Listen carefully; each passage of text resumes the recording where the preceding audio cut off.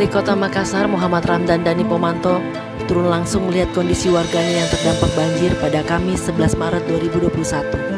Hujan yang mengguyur Kota Makassar selama 2 hari berturut-turut membuat beberapa lokasi di Kota Makassar tergenang banjir hingga ketinggian 1 sampai 2 meter. Sejumlah kecamatan yang terdampak banjir diantaranya Birikanaya, Tamalan Ria, Rapocini, Manggala, Talok, dan Tamalate. Namun yang paling parah itu terdapat di 2 kecamatan, yaitu Kecamatan Birikanaya dan Manggala. Lokasi pertama yang didatangi adalah perumahan Kodam 3, Kelurahan Katimbang, Kecamatan Birikanaya. Dhani bersama Ketua Tim Penggerak PKK Kota Makassar, Nyonya Indira Yusuf Ismail, menemui para pengungsi di Masjid Grand Rahmani. Para pengungsi melaporkan bahwa mereka belum makan dan dapur umum yang ditunggu sejak hari Rabu kemarin belum ada. Dhani yang menyusuri banjir dengan berjalan kaki ingin melihat setinggi apa banjir di Kodam 3 itu. Saya mulai meninjau banjir mulai dari Petarani, kemudian ada di beberapa spot di Tamalate, dilanjutkan hari ini Paceraka sampai ke belakang dari di Asram.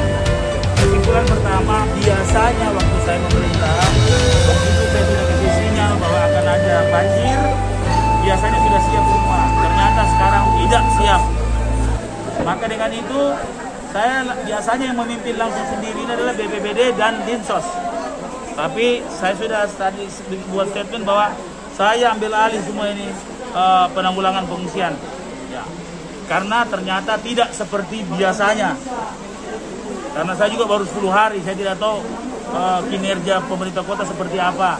Tapi insya Allah percayalah kepada seluruh masyarakat, kami akan menangani dengan baik. Kalau yang kurang hari ini, kita akan perbaiki mulai hari ini.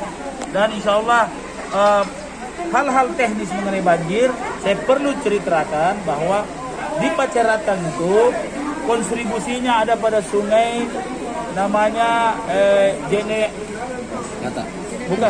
Bukan. Jene Biring. Biring Jene. Nah, Biring Jene namanya. Yang bermuara dari Maros menuju Sungai Talok yang dangkal. Saya akan berkoordinasi dengan Balai Pompengan, tapi saya mau minta izin untuk membuat usaha darurat dengan menggali sungai itu dengan alat yang kami miliki.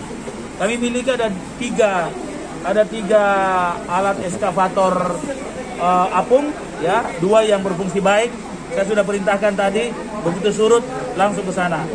Yang kedua di Antang ini, yang Antang termasuk blok 10, termasuk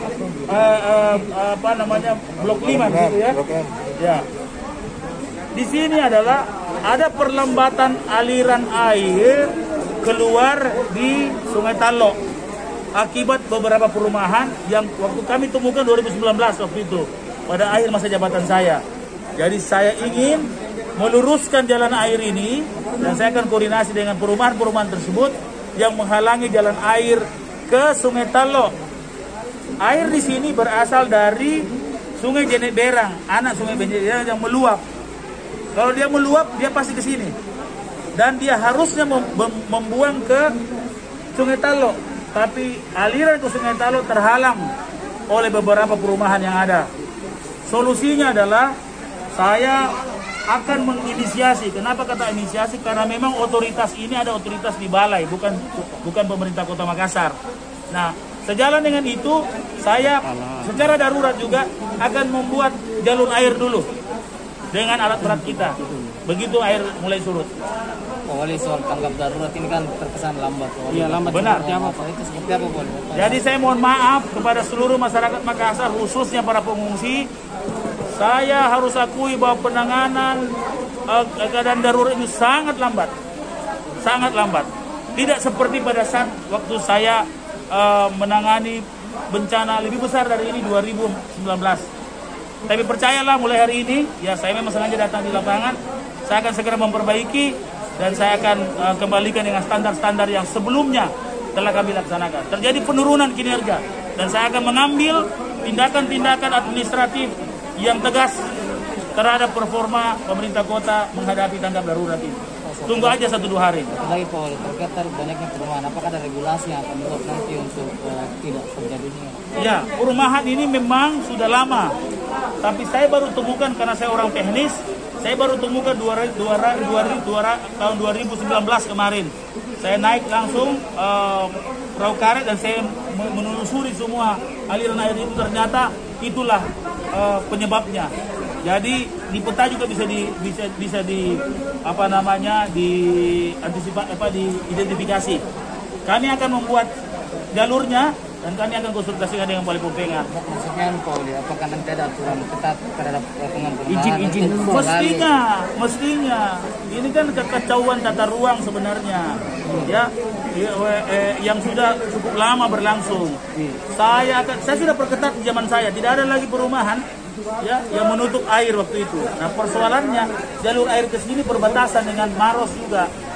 Maros. Jadi sebelah itu Maros, sehingga masyarakat kan pernah demo di sana. Betul itu masyarakat. Jadi yang demo masyarakat itu sudah tahu di mana jalur air yang tertutup. Satu lagi Pak, soal drainase, buruknya drainase di Makassar, kan melihat kondisi kemarin itu, apakah langkah taktis yang segera dilakukan? Drainase sebenarnya bagus, tetapi tidak nyambung. Sehingga air ini kan harus namanya continuous. Itu tidak continuous. Nah, sehingga salah satu juga program saya adalah dari antara program strategis dan pidato saya pada saat setelah dilantik di DPR adalah menginisiasi kanal-kanal untuk penanggulangan banjir, karena salah satu bahagian dari program strategis saya adalah